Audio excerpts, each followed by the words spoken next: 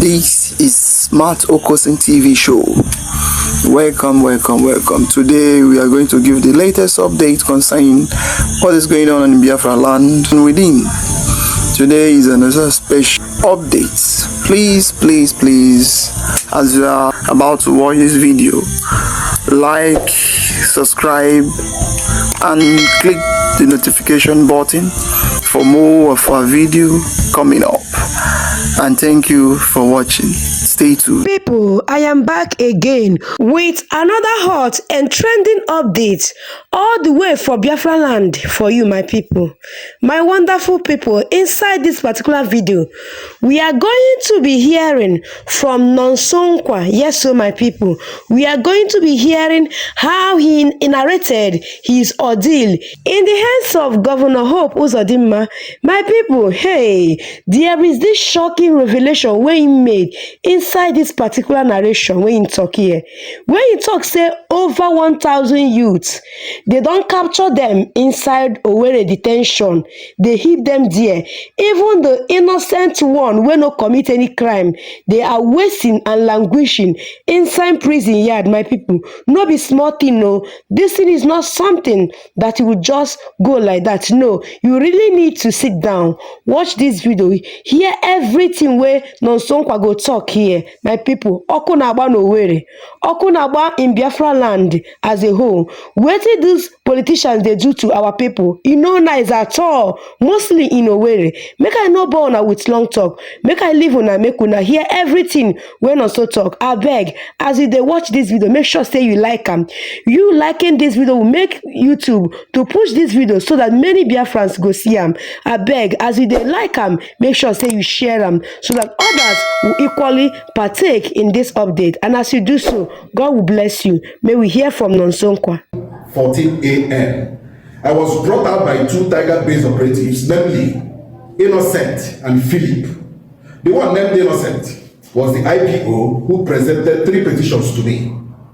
The first petition was the accusation of arson written by a faceless organization whose grammatical sequencing could best be described as cut and join, lacking in substance and merit, poorly constructed. The faceless writer never made any reference to the TVC news where Nonsonkwa quoted in his video broadcast.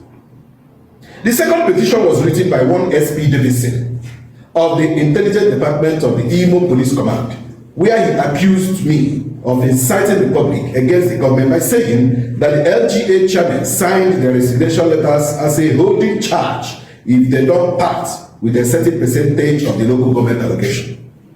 The third petition, also written by the same SP Davidson, was that I am planning to cause anarchy for organizing a protest against police extortion. I made my statements accordingly. I was told I would see the CP for an interview, but I never saw the CP till I was hurriedly bundled to the Magistrates Court 1 on Wednesday, October 23rd, where I was remanded in prison custody, even when the magistrate knew she has no jurisdiction over treason charges brought against me. I was taking notes.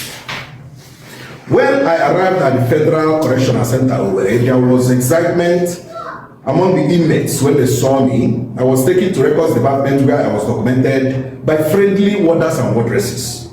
I was later shown to my cell, F-line, where I shared the space with the general provost of the prison and 4 others. The next day, I was taken to the cleaning department of the prison where tests were conducted on me and the medical file opened for me. The friendly nature of the inmates made me settle down without difficulties. They were happy seeing Nonsonkwa.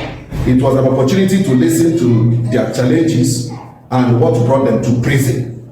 It was a lifetime opportunity to hear from those who were there during the jailbreak and what exactly happened, and those who returned after the jailbreak, and of course, their reasons for returning. Of course, there were some of them who were bundled back to prison by their people. It was worthwhile sitting and discussing with real criminals who told me they did what they were condemned for.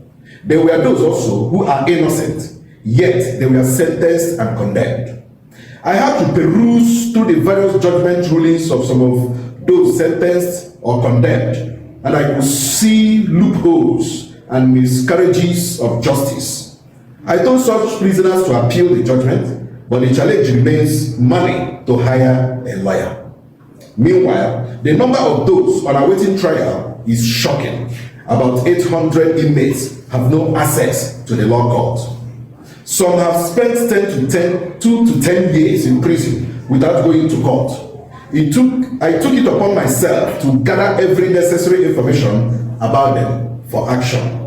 My project for 2025 is hugely for the welfare of prisoners and inmates, to offer help to those yet to go to court and assist those yet to meet their bail conditions. Then organize a monthly visitation for the inmates. To this end, I will form a prisoners' welfare partnership with like minds to assist the inmates on a monthly basis. By January, I shall be announcing the procedure for those interested.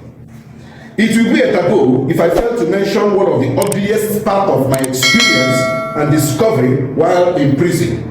As a journalist and activist, I carried out a thorough investigation and discovered that half of those in prison were brought half dead by tiger base. There was a case of one inmate brought by tiger base, but because of the condition of the suspect, the prison management refused to accept the young man brought by tiger base. The tiger base operative who brought the half-dead young man did the most ruthless thing to the chagrin of prison management. Instead of taking the young man to hospital, the ruthless tiger base operative took a 2x2 plank and started hitting the already dying young man. It was at this point that the nurses rescued the young man, but unfortunately the young man died few weeks later in prison.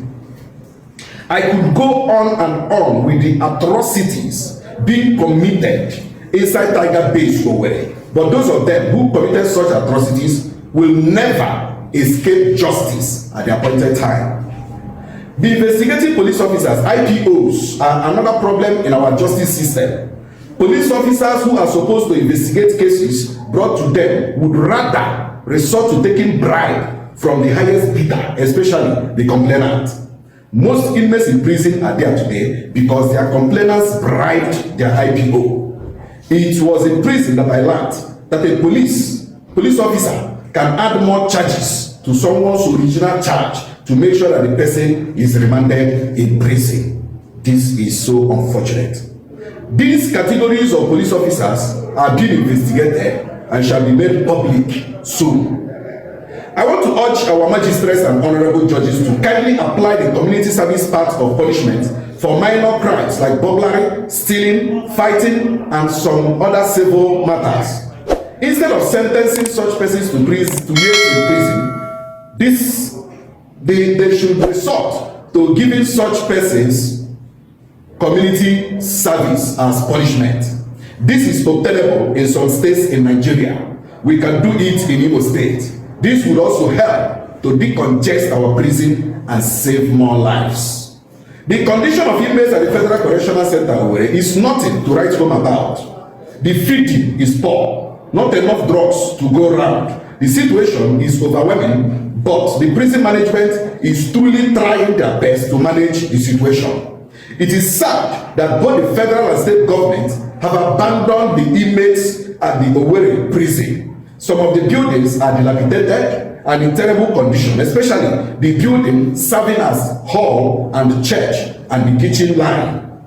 I urge the Attorney General and the Commissioner of Justice of Imo State to kindly step into the matter of those who are yet to access justice by facilitating their going to court, especially those brought to prison from Okigwe and all axes of the state.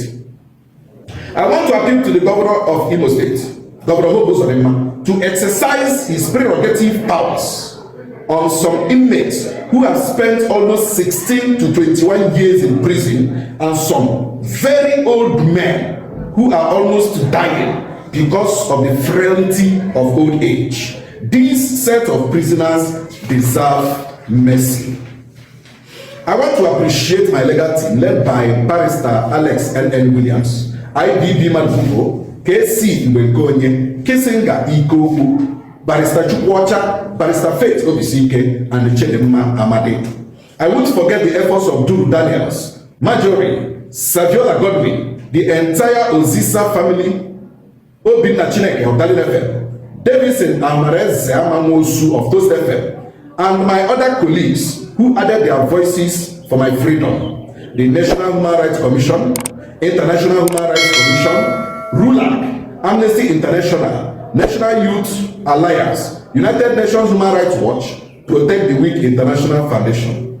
I can't mention all of you here, especially those who visited me while in prison, brought food, cash to assist me. I don't take you for granted. May God bless you all. Finally, I appreciate the entire management of the Federal Correctional Center, where the former DCP, Eke C. Eke, now CP Eke, the new DCP, a young visionary administrator, Auntie Sandra, Joy, Cordelia, Mommy B, Oga Galo, Polo, Ogimo, Oga Chus, Auntie Choma, and all the beautiful nurses at the Federal Correctional Center, Owerri, who took care of my health. I say thank you. All warders and wardresses, including our gallant armed forces, I can't thank you guys enough for treating me like your blood. God bless you. To the General Provost of the prison and all other provosts, General Pastor, and the prison police, I appreciate you guys a lot for the physical protection you guys provided me throughout my stay with you.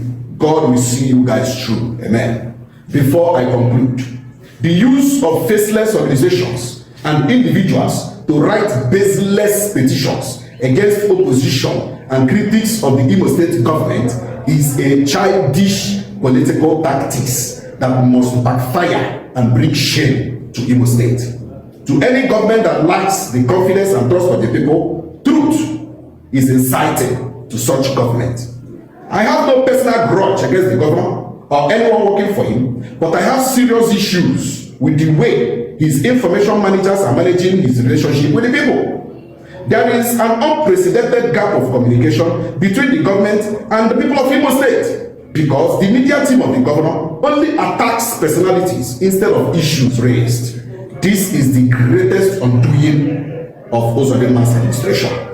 I will remain at the forefront of justice, defending Uzodimma with the weapon of truth against political gamblers and jobbers. This is my vow. Maazị Chironsoba Nosokwa, President, Protect the Weak International Foundation, Nchekwa Ụmụ Ogbenye Foundation. May God bless Igbo. May God bless Imo State. Amen. Chai, my wonderful people, una here waiting on Sonkwa talk. Hey, my people, these governors, they don't finish our people, no be small thing. Una hear the numbers of our youth wey in talk say the day inside prison. They suffer for crime where they no commit. Even some people say for 2 years, 3 years, they never even bother carrying them go courts. When I see him, to the point where he don't talk, say he don't by himself decide, say he won't help build an organization like something like foundation. When go they visit them on monthly basis, maybe to render some help to all those inmates. My people, I bet waiting I feel about this thing. But before concluding this, may we see what the Biafrans they talk about this update where Nonsonkwa shared. So my people, the first person here said, innocent people are really suffering in prison. God help us. The second said, you just saying the truth. I was in there years ago. Then the last person said, justice must come, if not from man, then from God. This person here said, please, Nonsonkwa, speak about the total freedom of Igbo. There is no justice under Nigeria judiciary. Do they tell you they don't know what is happening? Yes, so my people, this person, they tell them, say, make you know the talk, say, or get hope, say, something female kwata Nigeria. There is no justice under Nigeria judiciary. Make it speak about Biafra, that is the freedom of Igbo. So my wonderful people, when I don't hear the reactions of our Igbo brothers and sisters, our Biafrans people, what to be your own thought about this particular matter right now? Drop them for comment section. Don't forget to like and share this. Make others find out where did they go on for Imo State. Now only God go save us. So I beg my people, I go see you again for my next update. Bye bye. Thanks for tuning in to Smart Okason TV show. Don't forget to like, comment, subscribe, and shared to keep the intellect flowing.